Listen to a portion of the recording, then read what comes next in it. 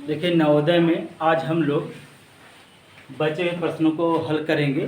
पहला प्रश्न है संख्या 5,84,356 में अंक 5 के स्थानीय मूल्यों का योग ज्ञात कीजिए। किसका मान ज्ञात करना है? इसी को हम लोग क्या कहते हैं? Place value. क्या कहते हैं बेटा? कहते कि नहीं कहते हैं? बोलिए। कहते हैं ना, प्लेस वैल्यू। अब कह रहा 5 के स्थानीय मूल्यों का योग ज्ञात करना। बताइए 5 कहाँ कहाँ पे है कि नहीं बेटा? इस 5 का स्थानीय मान क्या होगा? कि आगे कितना जीरो लगाएंगे? एक अंक है तो 1 जीरो। अब देखिए इस 5 के आगे कितना लगाएंगे? 1 2 3 4 5। आसान है ना? इस 5 का स्थानीय मान ज्ञात हो गया, इस 5 का स्थानीय मान ज्ञात हो गया। अब आप लोग कंफ्यूज हुए होंगे, यहाँ पे मूल्य दे दिया। क्या दे दिया? मान, मूल्य, वैल्यू, ये सब क्या है? एक ही शब्दावली के भाग है। ठीक है ना? तो अब इनका योग क्या हो जाएगा बेटा? आप बताइए जरा। 5,50,000। इसी में क्या जोड़ देंगे? 50 जोड़ देंगे तो कितना हो जाएगा? 5 लाख। क्लियर? आसान है। उसी तरह से विभिन्न अंकों का प्रयोग कर 4 अंकीय सबसे छोटी संख्या जिसमें 9 दहाई के स्थान पर होगी। 9 कहाँ पे होगी? ध्यान से देखिएगा। पहली शर्त क्या है? अंक कोई समान नहीं होगा, विभिन्न अंक होंगे। क्या होंगे? दूसरी कंडीशन क्या है? कि 9 किस स्थान पे होगी? दहाई के स्थान पे होगी। जैसे जो चीज है और कितने अंकों की बनेगी? 4 अंकों की बनेगी। तो हम लोग क्या बेटा करेंगे? 1 2 3 4, 4 अंकों की 4 लाइन खींच लिया। अब वो कह रहा है कि 9 दहाई पे होना चाहिए। कहाँ पे होना चाहिए? 9 दहाई पे होना चाहिए। तो बताइए एक किसका स्थान है? एक किसका स्थान है? एक किसका स्थान है? एक किसका स्थान है? वहां पे कारण 9 दहाई के स्थान पे होना चाहिए। तो 9 की दहाई के नीचे हमने क्या लिख दिया? तो छोटी संख्या जब बनानी होती है तो मैंने आपको क्या बताया है? आरोही क्रम। लेकिन अगर शुरू से ही लेके चलना है तो 0 पहले आता है, तो 0 कब लिखेंगे? बाद में। तो यहाँ पे देखिए 0 1 होता है, फिर 2 होता है। क्या होता है? लेकिन हम लोग क्या करेंगे? 1 को पहले रखेंगे, 0 को बाद में, और 2 को यहाँ रख देंगे। देखिए ये 4 अंकों की सबसे छोटी संख्या मिल गई। यानी क्या मिल गई? 1092। और जिसमें सभी अंक क्या हैं? विभिन्न है। भिन्न है। आई बात समझ में कि नहीं आई? क्लियर? कोई डाउट? देखिए अगला प्रश्न है 11 तथा 21 के लिए क्या सत्य है? 4 ऑप्शन दिया रहेगा। ऑप्शन में दिया रहेगा दोनों सम संख्या है। क्या है? दोनों क्या है? सम संख्या है। दोनों विषम है। दोनों अभाज्य हैं। दोनों सह अभाज्य। ठीक है ना? देखिए 11 क्या है? यहाँ पे विषम है। विषम के साथ साथ क्या है? अभाज्य है। विषम के साथ साथ क्या है? अभाज्य है। 21 क्या है? विषम संख्या है। क्या है बेटा? विषम संख्या, लेकिन अभाज्य। यानी दोनों का एक गुण मिल रहा है कि नहीं मिल रहा है? इसीलिए इसको कहेंगे सह अभाज्य संख्याएं। क्या कहेंगे? सह अभाज्य संख्याएं। क्योंकि जब 11 का आप गुणज फैक्टराइजेशन करेंगे तो 1 गुणे क्या आएगा? 11। 21 का करेंगे तो 1 गुणे 3 गुणे 7। अब 21 में देखिए 1 3 7 ये सब क्या है? अभाज्य है। और दोनों में केवल एक कॉमन मिल रहा है। फैक्टर कितना मिल रहा है? 1 मिल रहा है, और कोई फैक्टर कॉमन नहीं मिल रहा है। इसलिए क्या है? सह अभाज्य संख्याएं हैं। अगला देखिए 7 0 1 2 3 से बनने वाली 5 अंकों की छोटी से छोटी सम संख्या क्या बतानी बेटा? सम संख्या होनी चाहिए और क्या होनी चाहिए? छोटी से छोटी। तो मैंने आपको बताया था छोटी संख्या प्राप्त करने के लिए आप क्या करते हो? बोलिए, आरोही क्रम बनाते हैं। क्या बनाते हैं? अब देखिए इन्हीं को आरोही क्रम में रखिए। 0 1 2 3 7 हो गया। बोलिए, तो मैंने कहा था ना ये आरोही क्रम में पहले हमने सजा लिया। अब एक कहाँ आएगा? पहले यहाँ 0 यहाँ आ जाएगा। 2 3 7 हो गया। बोलिए, हो गया कि नहीं हो गया? लेकिन सम संख्या है, लास्ट में 7 है तो सम संख्या है? नहीं है ना? तो हम लोग क्या करेंगे? जो सबसे पीछे वाली, जो सबसे पीछे से पहली जो मिले सम संख्या उसको कहाँ ले जाते हैं? आगे, आखिरी में। 1 0 3 7 2 कहाँ निकल के चला गया? कहेंगे सर 2 को क्यों ले गए, 0 की ले जाती तब क्या होता? ध्यान से देखिएगा, ये 10,037 है। कितना है? कितनी सम संख्या बन सकती है इससे? आप बताओ कितनी बन सकती है?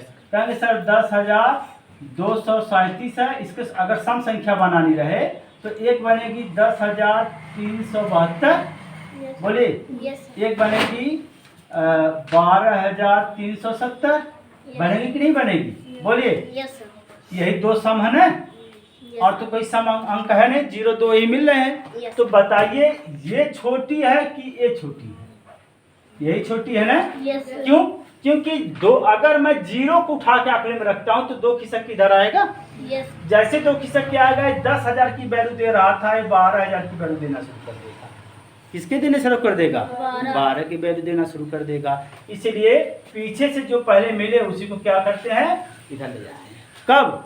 जब एक 0 और एक कोई भाज्य संख्या हो तब, यानी सम संख्या। कौन सी हो? एक 0 हो और एक सम संख्या हो तब ले जाते हैं। अगर यही सम संख्या बीच में दो की जगह एक और सम संख्या होती, 3 सम संख्या होती, तब हम लोग छोटी संख्या को ले जाते। किसको ले जाते? क्लियर? अब आगे देखिए, 1 से लेकर 20 तक। इसमें बेटा ध्यान दीजिएगा, इधर से मैंने क्या बताया? पीछे से कौन सी सम संख्या ले जाएंगे? जो पहली सम संख्या मिल जाएगी। कौन सी मिल जाएगी? 3 7 2 मिली, 2 उठा के इधर ले जाएंगे, तो ये आपकी सम संख्या हो गई। कोई दिक्कत? इधर देखिए, 1 से लेकर 20 तक सभी सम संख्याओं का योग ज्ञात करिए। तो सम संख्या प्रथम क्या? संख्या का योग का फार्मूला किसको याद है? हाँ बोलिए। हाँ, यही होता है ना। जैसे बटा 2 कर देंगे वो प्राकृत संख्याओं का योग आ जाएगा। किसका आ जाएगा? ठीक। तो 1 से 20 तक सम संख्याओं का योग दे रहा है। क्या दे रहा है? 1 से 20। अब देखिए 1 से 20 तक सम संख्या, 1 से 20 तक सम संख्या की संख्या की कितनी होगी बताइए? तो 20 बटा 2 कर देंगे, कितना आ जाएगा? 10। भैया 1 से 20 तक है, कहाँ तक है बेटा? 1 2 3 4 5 6 7 8 9 10 11 12 13 14 15 16 17 18 19। देखो ये सम संख्या है कि नहीं है? बोलिए। तो 2 2 4 2 6 2 8 2 यानी हम हमेशा अगर इस तरह का प्रश्न मैंने आपको बताया भी था, समझाया भी था, तो ऐसे 10 आ जाएगा। तो आपका क्या हो जाएगा? n की जगह कितनी, n की वैल्यू कितनी आ गई? 10 यहाँ रख दीजिए। 10 धन 1 बराबर 10 गुणे 11 बराबर 110। प्रथम 15 विषम संख्याओं का योग। इसमें नहीं कह रहा कि 15 तक, ये नहीं कह रहा है, यानी यहाँ पे सीधे n की वैल्यू कितनी दे रखी है? 15। इसका फार्मूला होता है n की घाते 2, यानी 15 की घाते 2 बराबर 15 गुणे 15 बराबर 225। आसान है कि नहीं आसान है बेटा? कोई दिक्कत? देखिए अगला प्रश्न है, किसी संख्या को 125 से भाग देने पर भागफल 16 और शेषफल 11। तो संख्या ज्ञात करिए। क्या ज्ञात करिए? प्रश्न का प्रारूप कैसा रहा होगा, पहले हमको ये समझना होगा। क्या समझना होगा? प्रश्न कह रहा है कि कोई संख्या मान लीजिए x है, तो उसमें 125 से भाग दिया जाता है। क्या दिया था बेटा? 125। तो उत्तर कितना आता है हमारा? 16, और शेष फल कितना आता है? 11। तो इसी x का मान ज्ञात करना है। अंदर वाले को क्या कहते हैं? भाज्य। बाहर वाले को भाजक, इधर वाले को भागफल, और नीचे जो बचता है उसको क्या कहते हैं? शेष फल। शेष फल। तो भाज्य बराबर एक फार्मूला होता है बेटा, भाज्य बराबर होता है भाजक गुणे भागफल। क्या होता है? भाजक गुणे भागफल, और इसी में क्या जोड़ देते हैं? शेष फल। क्या जोड़ देते हैं? ये फार्मूला आपको हमेशा याद करके रखना पड़े। आई बात समझ में कि नहीं आई? Yes. इधर देखिए, भाज्य क्या है आपका? अब यहाँ पे देखिए, भाज्य कितना दिया है? 16। कुछ नहीं दिया है, ये तो ज्ञात करना है। भाजक कितना दिया है? 125। भागफल कितना दिया है? 16। शेष फल कितना दिया है? 11। रख लीजिए मान। भाजक बराबर 125 गुणे 16 धन 11। अब एक समीकरण आपका बन गया ना? 16 पच्चे 80, हासिल 8, 16 गुना 32, 8, 40, हासिल 4, 16 एकम 16 4 20। इसी में फिर 11 जोड़ लीजिए, कितना आ गया? 2000। आसान है बेटा? कोई समस्या? कब आसान होगी? जब यह फार्मूला आपको याद होगा। कोई दिक्कत? अगला प्रश्न देखिए, यदि 3 संख्याओं का गुणनफल 6720 है। कितनी संख्या है बेटा? 3 संख्या है। कितनी है? उनका गुणनफल कितना है? 6720। और उसमें एक कंडीशन और रख दिया कि 2 संख्याओं का, कितनी संख्याओं का? 2 संख्याओं का गुणनफल 240 है। तो कहेंगे सर मान लेते हैं कि पहली संख्या x रही होगी, दूसरी संख्या y, तीसरी संख्या z। जब हमने इन तीनों संख्याओं का गुणा किया तो क्या मिला? 6720। मिला कि नहीं मिला? कह रहा 2 संख्याओं का गुणनफल। देखिए 2 संख्याएं मिल रही है ना, चाहे इधर लगाओ चाहे, उससे कोई फर्क पड़ने वाला नहीं है। तो x गुणे इन दोनों संख्याओं का गुणनफल कितना दिया? 240 बराबर 6720। तो x बराबर 6720 में 240 से क्या कर दिए? भाग दे दिए। आसान है कि नहीं आसान है? बोलिए। ठीक, देखिए ये यहाँ पे 2 संख्याओं का गुणनफल कितना दे रखा है? 240। तो इन दोनों को हटा के इन दोनों की जगह क्या लिखेंगे? 240। ये पहले से दिया है, यह है पहले से दिया है। तो अब x है, गुणा है, इधर जाएगा तो क्या हो जाएगा? भाग। आपको बताया ना, गुणा इधर बराबर की जाता तो भाग हो जाता, भाग इधर जाता तो गुणा हो जाता, धन इधर जाता तो ऋण हो जाता, ऋण इधर जाता तो धन हो जाता है। 0 0 क्या हुआ? कट गया। कितना मिला? 672 बटा 24। बोलिए। अब देखिए, अब यहाँ पे 672 में अगर हम 24 से भाग दे देते हैं तो कितना मिलता है? बोलिए।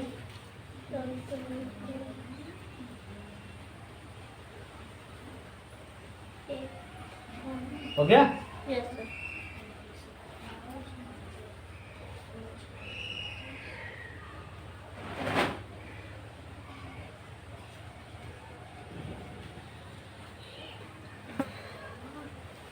आठ बढ़ जाएगा। कितना आ गया उत्तर? यानी तीसरी संख्या हमको क्या मिल गई? तीसरी संख्या बराबर कितनी हो गई? 28। से हमारा क्या हो गया? आसान है कि नहीं आसान है बेटा? बोलिए। क्लियर? देखिए ऐसे प्रश्न में हम लोग क्या करते हैं कि पहले क्यों एक छोटी संख्या मानी चाहे बड़ी संख्या मानी, ये आपके ऊपर है। क्या है? तो हम क्या माने यहाँ पे? छोटी की बड़ी? बड़ी संख्या। देखिए माना बड़ी संख्या बराबर क्या मान लेते हैं? x। तो पहला कंडीशन देखिए कि दोनों संख्याओं का योगफल कितना है? 40 40 है। अच्छा है, आप एक चीज ये बताइए कि जैसे मैं आपको जोड़ दूं 10 धन 5 बराबर कितना होता है? 15। क्या होता है? 15 अच्छा एक चीज ये बताइए, अगर यहाँ पे ये अगर इसका मान मैं x मान लूँ, कितना मान लूँ? तो x बराबर क्या होगा? ये इधर जाएगा तो 15 × 10 होगा कि नहीं होगा? बोलिए बोलिए, होगा कि नहीं होगा? तो छोटी संख्या कैसे हो जाएगी? छोटी संख्या क्या होगी? छोटी संख्या क्या होगी? योगफल में से। यहाँ पे योगफल कितना आया था बेटा? 15। कितना आया था? 15। इस योगफल में से एक संख्या जो हमने मानी है वो क्या कर देते हैं? घटा देते हैं। फिर दोबारा समझिए, नहीं समझ में आया। जैसे मैं कह दूं 10 धन 5 बराबर कितना है बेटा? 15। तो अगर सपोज कर लीजिए मैंने यहाँ बड़ी संख्या x मान ली। क्या मान ली है? बड़ी संख्या x मान ली है। अब छोटी संख्या y मान ले, तो छोटी संख्या का मान कितना होगा? 15। ये x इधर जाएगा, क्या हो जाएगा? ऋण। तो 15 x की वैल्यू हमने बताया था आपको 10 है। अगर 15 में से 10 घटाएं कितना आ जाएगा? 5। सेम यही तरीका यहाँ लगाएंगे हम लोग। तो छोटी संख्या क्या हो जाएगी? योगफल में से एक संख्या घटा देंगे। क्लियर? अब देखिए प्रश्नानुसार क्या लिखेंगे? प्रश्नानुसार क्या कह रहा है? उन संख्याओं का अंतर 8 है। अंतर कितना है? यानी एक संख्या से दूसरी संख्या जब घटाई जाती तो अंतर कितना आता है? तो प्रश्नानुसार यक्ष ऋण यक्ष में से पहली संख्या में से बड़ी में से छोटी संख्या घटाते हैं, कितना उत्तर आता है बेटा? 8 आता है। तो यक्ष ऋण 40 ये हो जाएगा धन यक्ष बराबर, क्योंकि ऋण का गुणा 40 में होगा तो ऋण हो जाएगा, ऋण का गुणा ऋण में होगा तो क्या हो जाएगा? ऋण का गुणा ऋण में होगा तो क्या हो जाएगा? धन हो जाएगा। इतनी चीज ये समझ में आ रही है आपको? अब देखिए a प्लस है, a प्लस यक्ष मिलके कितने हो गए? 2 यक्ष ऋण 40 बराबर 8।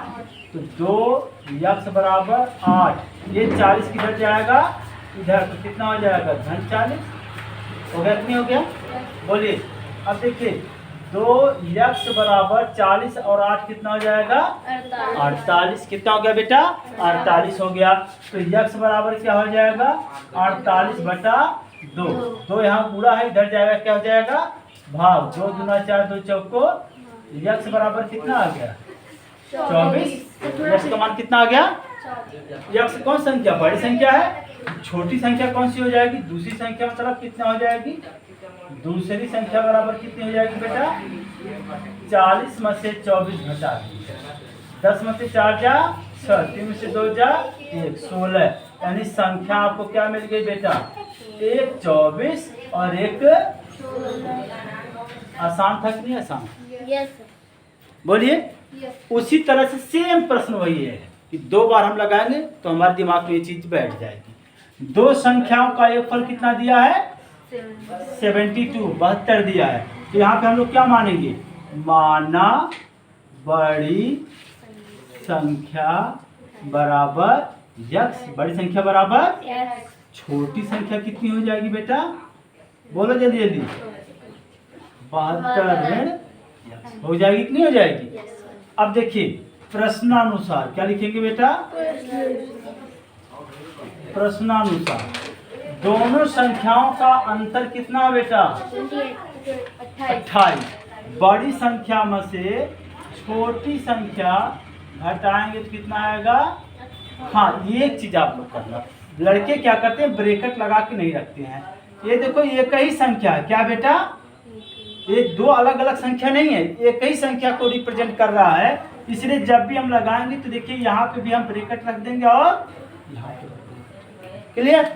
अब देखिए आप जब इसको तोड़ेंगे ब्रैकेट तो ऋण का गुणा 72 में होगा कितना हो जाएगा? ऋण। और ऋण का गुणा ऋण में होगा कितना हो जाएगा? धन यक्ष बराबर 28। अब ध्यान से देखिए, अब यक्ष और यक्ष मिलके कितने हो जाएंगे? 2 यक्ष। कितने हो जाएंगे? 2 यक्ष ऋण 72 बराबर 28। 2 यक्ष बराबर 28। ये ऋण 72 इधर जाएगा, क्या हो जाएगा? धन 72। कितना हो जाएगा? 2 यक्ष बराबर 8 2 10, 7 2 9 1। तो यक्ष बराबर कितना आ जाएगा? 100 बटा 2 कितना आ गया? 50। यानी यक्स की वैल्यू कितनी आ गई बेटा? 50। यानी बड़ी संख्या कितनी मिल गई? 50। छोटी संख्या कितनी होगी? बोलिए, छोटी संख्या में क्या माना है? यहाँ पे आएंगे 72 ऋण यक्स, यानी 72 ऋण 50 22 कितना आ गया? 22। कोई दिक्कत? नो। यानी हमको संख्या कौन कौन सी मिल गई बेटा? 50 और 22। देखिए 50 में 22 जोड़ेंगे 72 आएगा, और 50 में 22 घटाएंगे कितना आएगा? 28। उत्तर हमारा सही है कि नहीं सही है? क्लियर? इतनी कोई दिक्कत? आगे देखिए अगला प्रश्न, किसी संख्या का 30%, किसका 30% भैया? किसी संख्या कितना है? 12.9 कितना बेटा? 12. तो इसी संख्या को हमको ज्ञात करना है। क्या करना है? तो यहाँ पे लिखेंगे माना